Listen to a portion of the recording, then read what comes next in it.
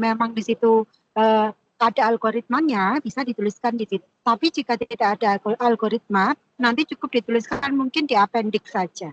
Di appendix itu seperti lampiran gitu, nanti di paling belakang gitu. Tapi jika ini menjadi sesuatu memang penemuan, berarti di situ sebelum coding ini berarti bikin dulu algoritmanya, gitu ya? Oh, baik Bu. Berarti nanti jika misalnya Iya. ya seharusnya untuk codingnya itu kita taruh di appendix dan di bagian sini tuh kita taruh untuk algoritma yang digunakan pada kodenya ya Bu berarti. Iya, seperti itu. Iya. Tapi Oke, baik. sebenarnya tidak masalah eh, kalau memang code-nya itu memang betul-betul membuat sendiri atau apa satu penemuan ya boleh gitu. Tapi di situ memang lengkap gitu. Jadi mulai algoritma bisa juga code-nya ditulis di situ gitu. Tetapi jika itu hanya supplementary dokumen aja gitu sebagai kayak ya dokumen yang sebetulnya di situ hanya untuk membantu menyelesaikan saja, ya sudah di situ memang biasanya dituliskannya di appendix ya, gitu ya. Oke, baik Bu. Ya. Oke. Oke, mungkin itu ya sarannya ya untuk. Jadi untuk penulisannya juga ini ya eh, langsung ke pembahasan gitu ya. Jadi tidak usah nanti banyak teori-teori langsung ke pembahasan implementasi dari kalau itu ada data ya sudah datanya gitu ya. Data yang sudah diolah dengan menggunakan rumus-rumus yang digunakan itu berarti gitu ya. Oke Bu. Terima kasih atas. Ya, ya baik.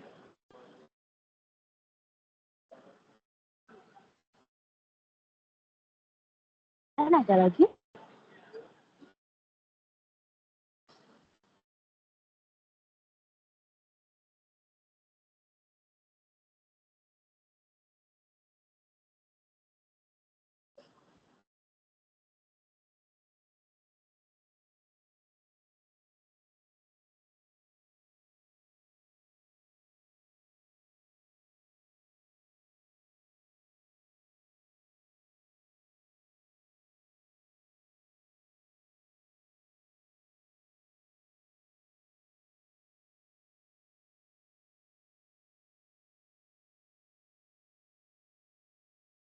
Saya izin share screen ya, Bu.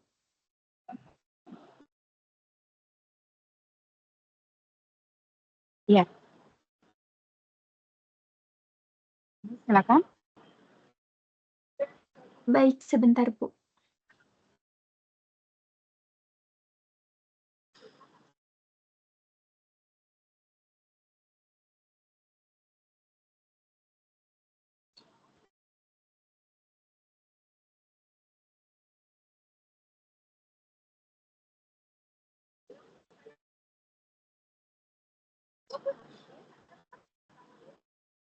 Assalamualaikum warahmatullahi wabarakatuh. Selamat pagi Bu Eti dan teman-teman. Kami dari kelompok 12 ingin mempresentasikan progres pemodelan matematika yang berjudul Pemodelan Matematika Dinamika Populasi Perokok dengan Faktor Edukasi dan Candid Treatment. Pada minggu lalu progres kami sudah sampai data parameter yang menggunakan data sekunder dari penelitian sebelumnya.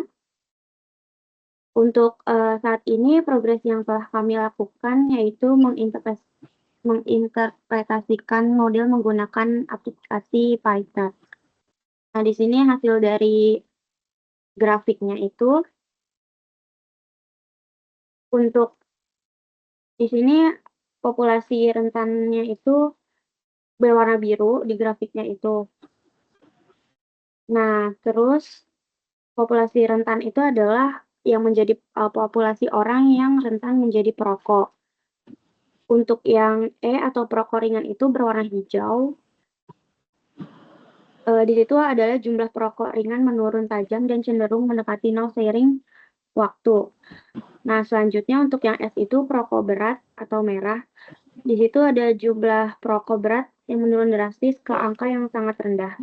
Ini menunjukkan bahwa dalam model ini, baik perokok ringan maupun berat akan menghilang atau berpindah status seiring berjalannya waktu. Untuk Ki atau populasi sembuh, itu berwarna ungu atau magenta. Ini merupakan populasi yang sembuh dari kebiasaan merokok. Jumlahnya meningkat pesat seiring waktu mendominasi populasi di akhir periode simulasinya. Untuk total population, itu hitam yang putus-putus, itu populasi total terus meningkat, menunjukkan mungkin adanya pertumbuhan populasi alami dalam model ini. Selanjutnya, ke bawah Cika.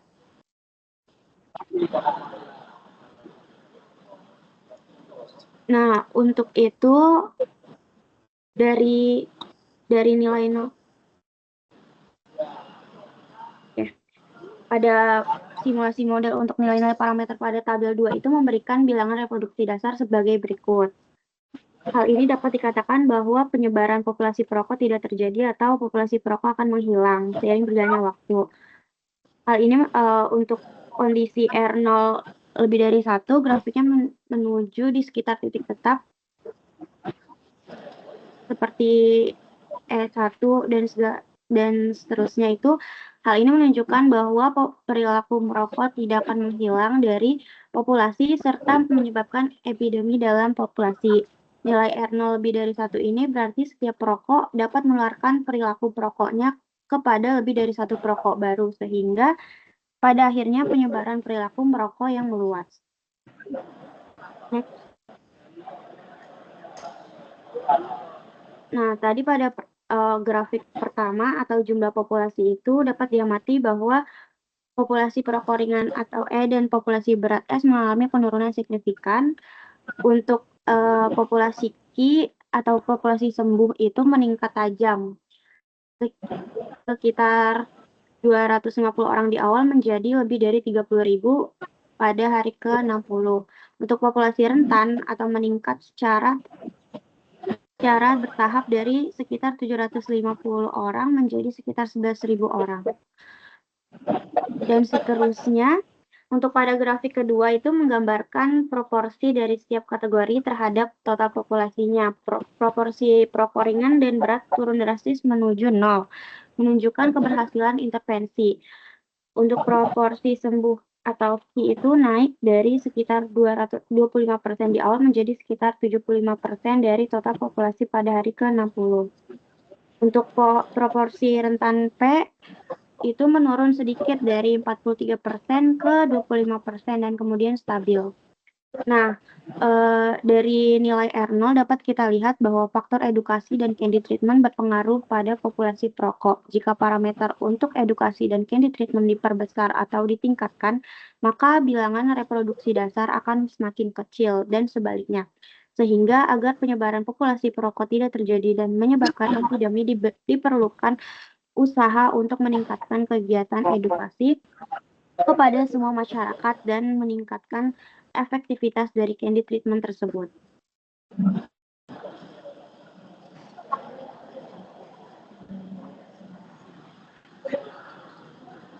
Next.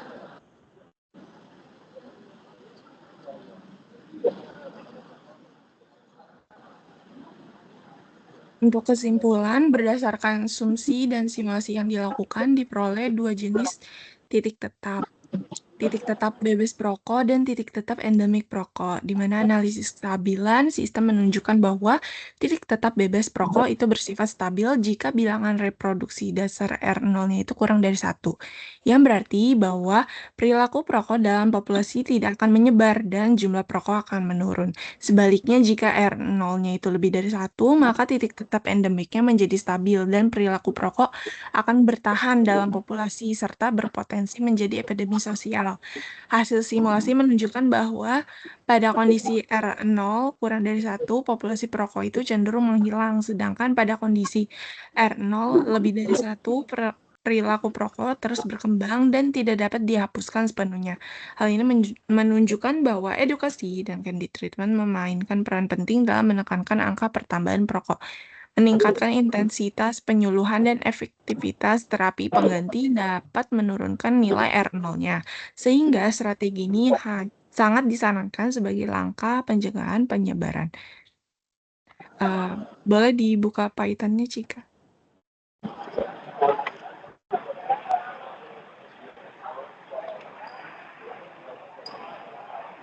Oke, berikut ini hasil coding model matematika epidemiologi yang digunakan untuk mensimulasikan penyebaran kebiasaan merokok dalam populasi selama 60 hari dengan pendekatan matematika menggunakan sistem persamaan diferensial dan membagi populasi ke dalam beberapa kategori. Ke atasan deh, Cika. Ke atas lagi, boleh? Paling atas juga. Oke, ini. Di sini ada initial condition di mana P itu populasi rentan, E itu perokok ringan, S itu perokok berat, Q itu populasi sembuh. Terus ada juga parameternya seperti B itu tingkat kelahiran, mu itu tingkat kematian alami, dan lainnya.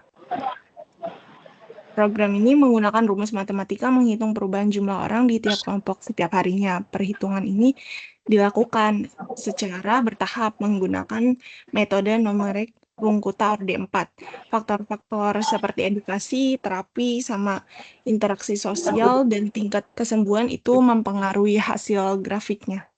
Berikutnya hasil grafiknya boleh dibuka, Cika.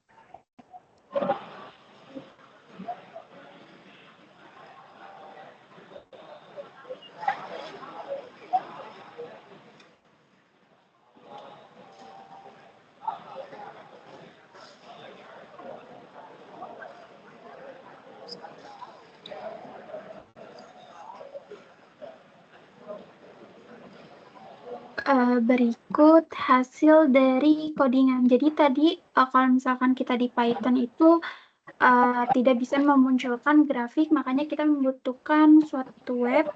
Jadi kita tinggal salin aja di sini codingannya, lalu kita running, dan ini hasilnya. Lalu di sini memunculkan grafik seperti yang sudah dijelaskan sebelumnya di artikel.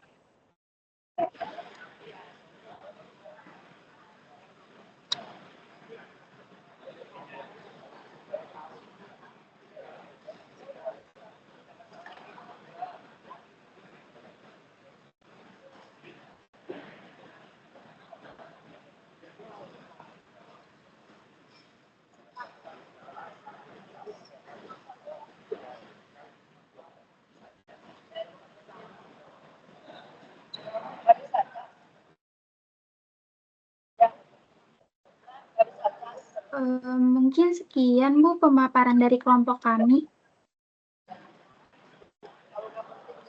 Oke. Tadi di situ dari hasil simulasi di situ ada dua model, ada dua ini yang dibahas. Ada yang endemik, ada yang disebutkan gitu ya. Ada yang karena lebih besar satu, ada yang lebih kecil satu. Nah itu kalau berdasarkan data sendiri, itu gimana? Berdasarkan datanya, datanya dari mana diperolehnya?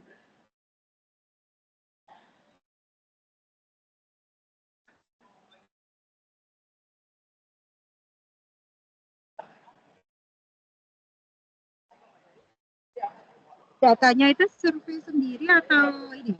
Atau dari sumber lain?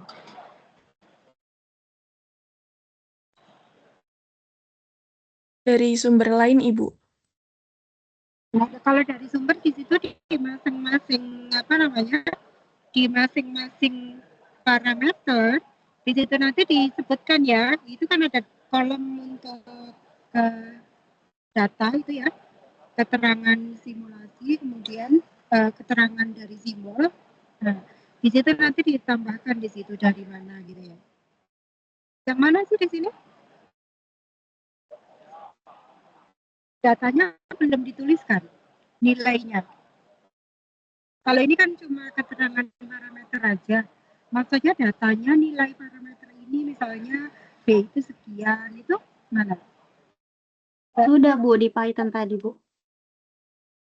Oh, itu harus dituliskan di dalam sini ya berarti ya. Nah, data semua parameter tadi itu kan ada nilainya. Oh ini ya, yang ini ya. Oke, nilai parameter.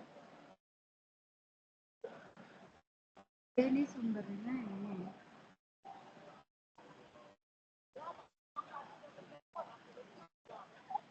Apa bedanya dengan penelitiannya Govan sama Riana ini? Dia memodelkannya sama nggak kira-kira?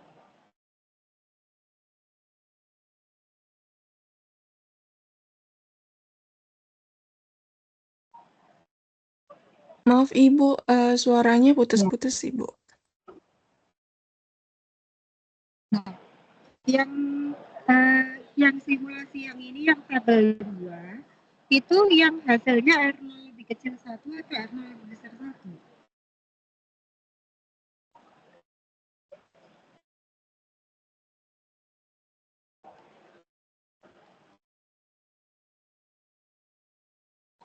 Halo?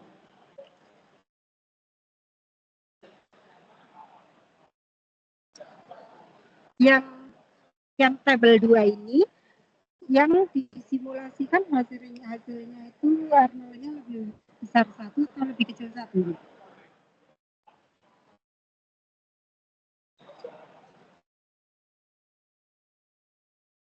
Terdengar nggak suara saya?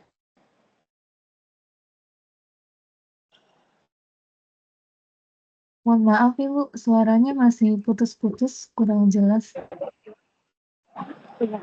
Mbak, yang di tabel 2 yang sedang ditampilkan ini, nah ini kan sudah ada nih nilai-nilai parameternya. Nah, ini ketika disimulasikan itu untuk yang R0 lebih kecil 1 atau lebih besar 1 hasilnya?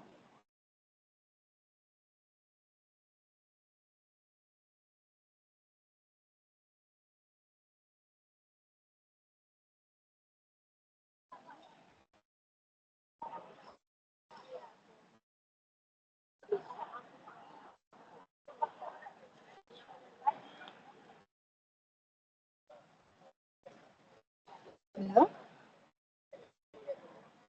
Suaranya cuma putus-putus ya?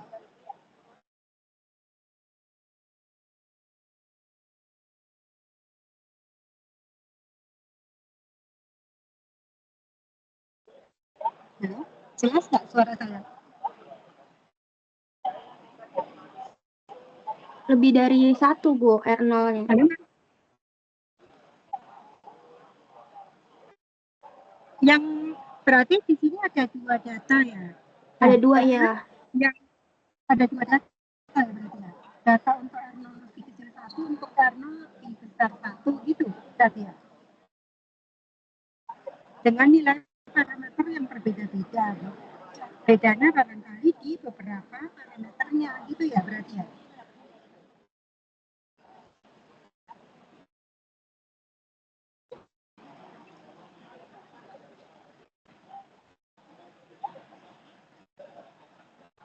Nah, untuk apa? Ini di titik-titik ujungnya sudah sesuai dengan titik equilibriumnya ya? Ujung-ujung dari gambarnya sudah sesuai.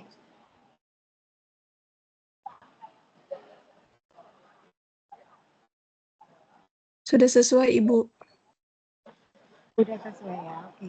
Berarti di sini ada 2 data. Yang pertama, data untuk mensimulasikan yang R0 lebih kecil 1. Data satu lagi, data yang untuk, jadi dipisah aja berarti di sini gambarnya. Yang pertama, misalnya dengan nilai parameter ini gitu ya, lengkap. Nah, ini gambarnya gambar yang pertama itu. Baru kemudian dengan nilai yang mungkin ada beberapa parameter yang diubah nilainya, baru gambar yang kedua itu berarti itu ya. Karena kan ini ada 2 gambar gitu ya. Nah, ada 2 gambar itu tiba-tiba ini kan berdasarkan nilai-nilai parameter tadi diperoleh R0 lebih kecil 1 dan R0 lebih besar 1. Itu tidak mungkin kalau misalnya dengan data yang sama diperoleh nilai R0-nya lebih besar 1 sama lebih kecil 1. Pasti salah satunya gitu ya. Kecuali kalau misalkan saya memang ini untuk parameter-parameter yang di tabel parameter tadi itu, misalnya itu saya kasih nilai semuanya. Nah, hasilnya R0 lebih kecil 1. Nah, kemudian kita menganalisa seumpama dari parameter itu ada yang diubah nilainya, ada yang barangkali dinaikkan atau diturunkan sehingga membuat R0-nya lebih besar 1. Nah, mungkin logisnya tuh harusnya seperti itu ya, gitu ya.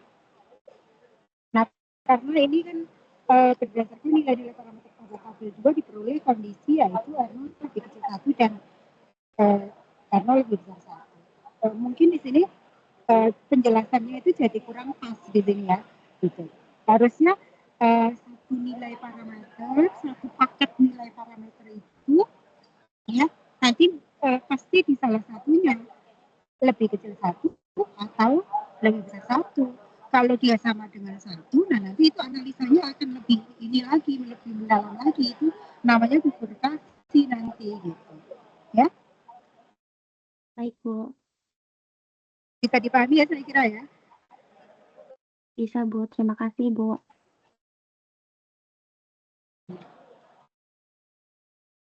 Nanti ke penjelasannya nanti kalau misalkan memang dilihat gitu ya simulasi yang untuk R0 lebih kecil 1, lebih besar 1, berarti nanti dipisahkan aja gambarnya ya, biar jelas gitu. Dibuat 2 tabel nilai parameter. Yang tabel pertama itu untuk nilai-nilai parameter yang hasilnya nanti ketika disimulasikan R0-nya hasilnya lebih kecil 1. Kemudian dibikin tabel baru gitu ya. Nah, walaupun di sini nilai parameternya barangkali ada beberapa parameter yang sama dengan yang di parameter di gambar 1, nggak apa-apa. Mungkin beberapa parameter aja yang paling berpengaruh kira-kira apa sih gitu. Ya, nanti dibikin tabel lagi, jadi ada 2 tabel, ada 2 gambar. Seperti itu ya. Baik, Bu. Saya kira itu.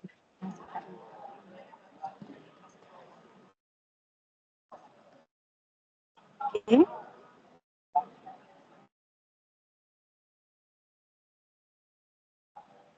Baik, terima kasih, Bu, sarannya.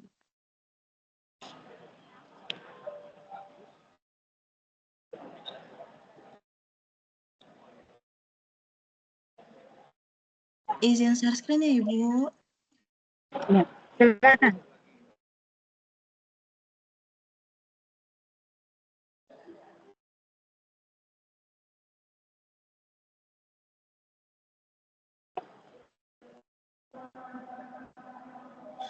Assalamualaikum warahmatullahi wabarakatuh. Perkenalkan, saya Debbie Febrianti dari kelompok 11.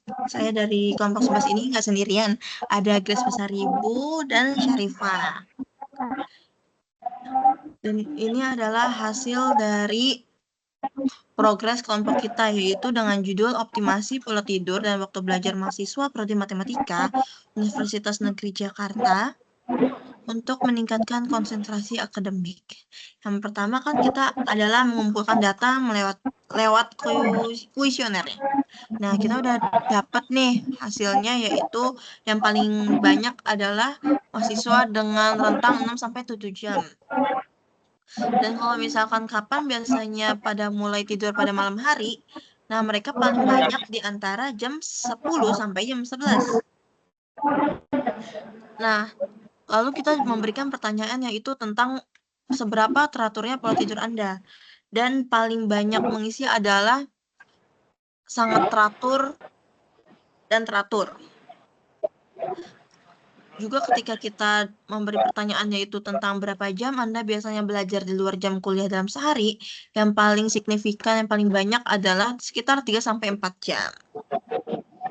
Dan waktu belajar yang paling sering digunakan adalah yaitu di malam hari, yang dia tuh 73,7% dibandingkan yang lain. Dan ketika ditanyakan memiliki jadwal belajar yang tetap, tidak tetap semua. Karena yang paling signifikan itu yang tidak tetap. Nah, setelah itu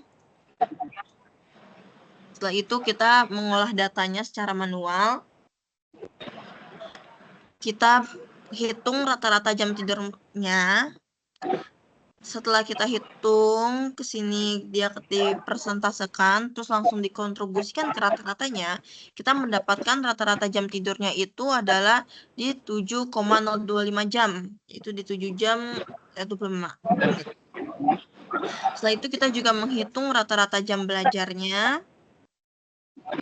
dan kita mendapatkan rata-rata jam belajarnya di jam 2,591. Baik, selanjutnya akan dijelaskan oleh Syarifah.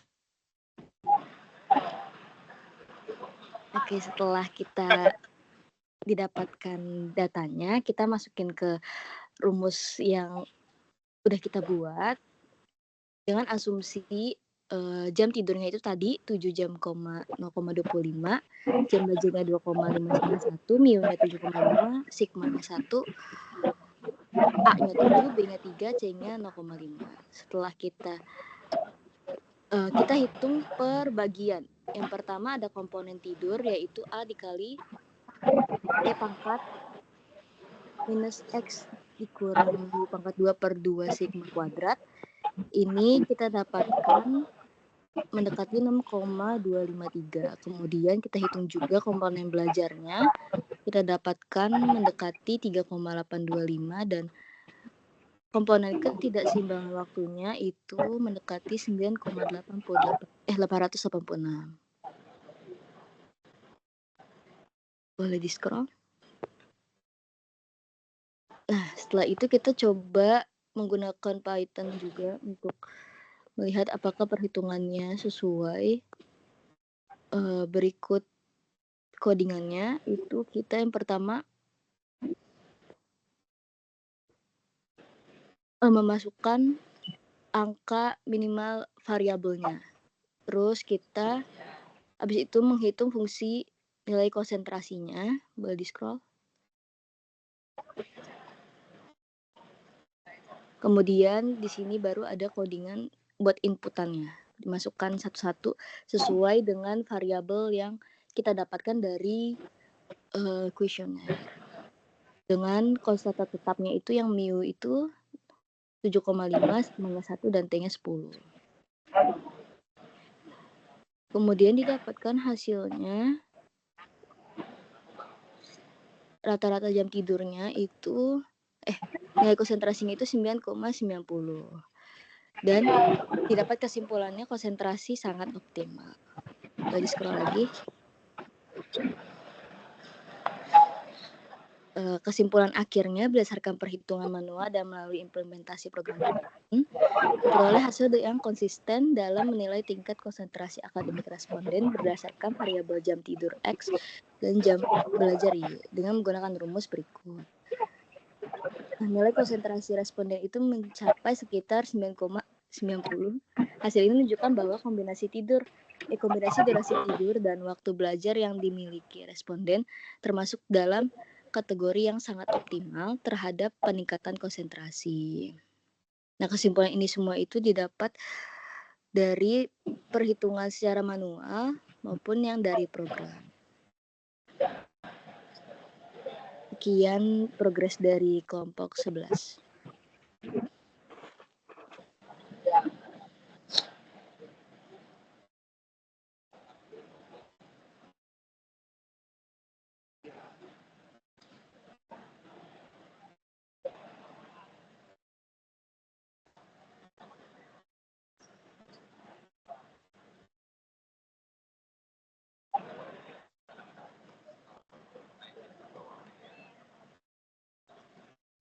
Iya, Bu. Jadi itu saja presentasi dari kelompok 11. Apakah ada tambahan, Ibu?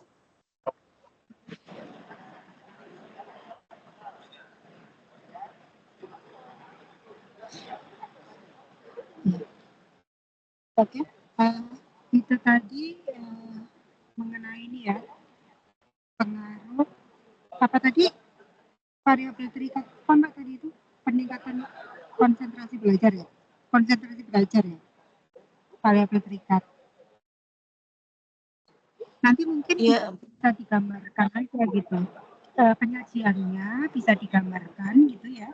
Jadi nanti seperti gambar biasa aja dari Excel aja saya kira nggak masalah ya. Jadi hubungannya nanti terlihat gitu apakah hubungan yang hubungan positif atau hubungan negatifnya seperti itu ya. Boleh misalnya antar satu variabel terikat dengan variabel terikat dengan variabel bebasnya gitu ya. Satu variabel terikat dengan beberapa variabel bebas itu, jadi ada beberapa kombinasi itu, jadi ada gambarnya juga gitu ya. Mungkin itu akan lebih jelas gitu, mendeskripsikannya itu jadi lebih enak dilihat juga, dan tidak perlu perhitungan yang penguraian perhitungannya itu detail banget, itu juga tidak perlu. Dan kalau di sini menggunakan Python tadi, Python itu kan enggak seperti coding gitu ya. Kalau di sini ya, jadi seperti kita menggunakan fungsi-fungsi yang ada di Python gitu aja ya berarti ya. Nah itu barangkali dituliskannya di appendix saja gitu, jangan di dalam papernya gitu ya. Baik Ibu.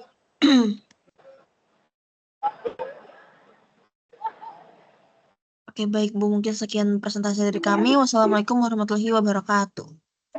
Waalaikumsalam warahmatullahi wabarakatuh. Saya kira mungkin tiga kelompok itu dulu ya, nggak masalah ya. Yang lain itu bisa dilanjutkan ya untuk penulisannya. Ini kan sebenarnya 90% ya hampir selesai itu kan.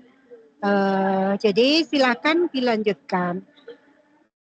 Yang dituliskan itu cukup hasilnya gitu, hasil yang betul-betul kita mengerjakan sendiri. Kalau landasan teori itu sudah tidak perlu lagi dituliskan di dalam jurnal ya gitu. Jadi kalau misalkan memang menggunakan rumus atau apa itu sudah include di dalamnya gitu. Itu ya intinya ya. Tadi sudah bagus saya kira progresnya dari 3 kelompok yang sudah memaparkan tadi sudah bagus, dan saya yakin yang lain juga sudah bagus juga progresnya. Sekitar 90% untuk pertemuan ini gitu ya. Gitu. Nah, saya kira itu sih ya. Bisa dilanjutkan saja ini ya, karena saya ini bentar lagi juga mau boarding gitu ya. Oke, baik Nanti, Ibu. Ya, gitu ya Mbak ya. Yang lain Baik, juga Ibu. tetap mohon untuk dilanjutkan, dikerjakan dengan baik ya, sampai dengan tuntas. Nah, penulisan standar jurnal itu kan ada nanti abstrak. Nah, itu harus ada juga gitu ya. Harus ada abstraknya. Abstraknya biasanya kalau itu jurnal yang nasional gitu, abstraknya kan dalam bahasa Indonesia dan bahasa Inggris gitu. Atau mau ada yang beberapa kelompok, nggak harus semua ya, barangkali mau mencoba submit di jurnal internasional, itu lebih bagus lagi ya, dituliskannya nanti artikelnya dalam bahasa Inggris gitu ya. Itu silakan, itu pilihan saya kira ya gitu. Tapi nanti kita lihat nanti sampai dengan pertemuan yang terakhir itu selesai sampai mana. Kalau tidak memungkinkan paper, ya berarti nanti mungkin cukup poster aja, nggak masalah ya, seperti itu. Ya, ada yang ditanyakan di sini? Jadi untuk artikelnya itu terakhir submitnya pertemuan 16 atau pertemuan 15 ya Ibu? Saya kira nggak masalah sih pertemuan 16 aja. Kan mungkin memang harus ini juga ya, extend waktu ya, karena cukup nggak kira-kira dalam satu kali pertemuan itu semua kelompok bisa presentasi gitu. Mungkin insya Tapi saya Allah juga bisa perlu ya. baca dulu ya.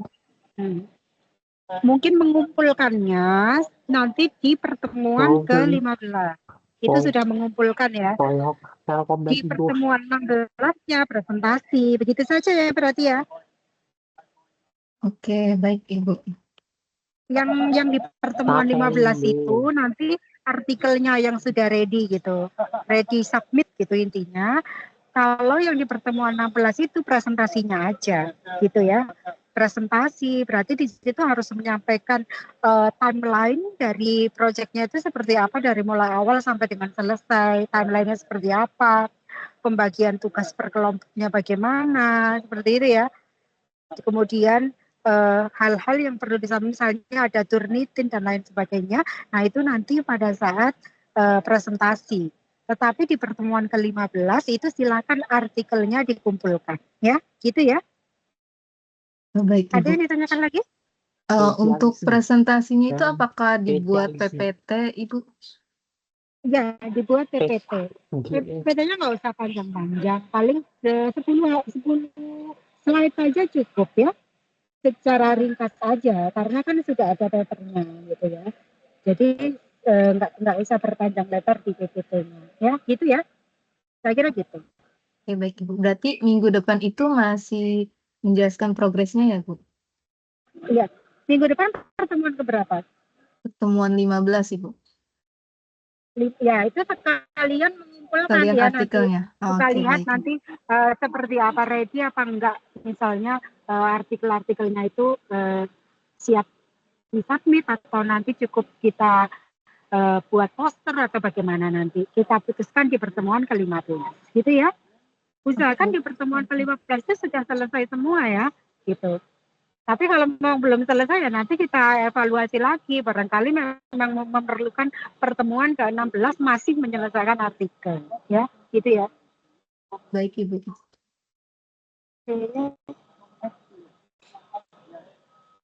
Ada lagi yang ditanyakan? Ada kan ini kan terkait progresnya itu sendiri, apalagi untuk yang kelompok-kelompok yang datanya itu kayak data eksternal gitu, kayak data asumsi itu yang data sekunder yang Iya. belum tentu, sekali lagi yang data sekunder yang belum tentu asal kepastiannya dari mana gitu.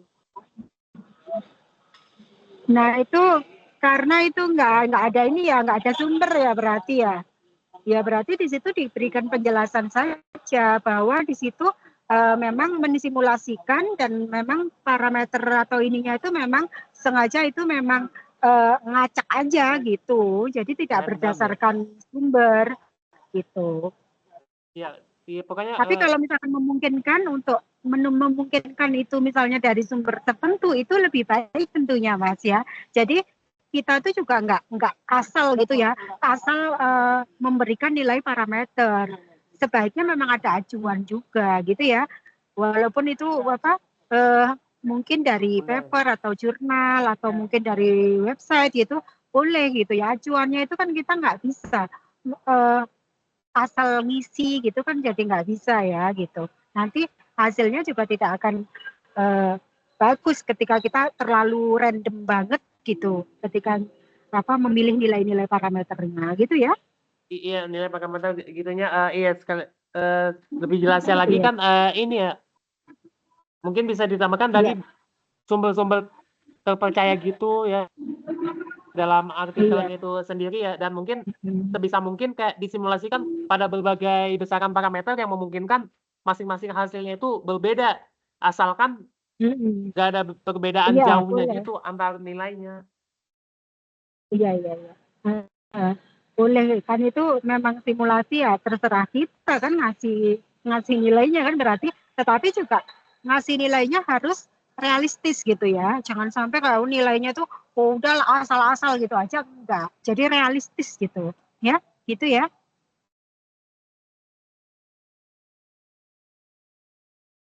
Oke. Bisa dipahami ya, jelas saya ya, kira ya. saya, Bu. Terima kasih. Iya. Iya, sama-sama. Ada lagi yang ditanyakan? Sudah cukup Ibu dari kami. Sudah. Oke. Cukup ya. Ini saya kira untuk pertemuan hari ini kita cukupkan gitu. Terima kasih terutama untuk 3 kelompok yang tadi sudah mempresentasikan dengan baik progres proyeknya ya. Kita akhiri pertemuan pada pagi hari ini. Wassalamualaikum warahmatullahi wabarakatuh. Waalaikumsalam warahmatullahi wabarakatuh. Terima kasih banyak Ibu. Ya, sama-sama. Izin live ya.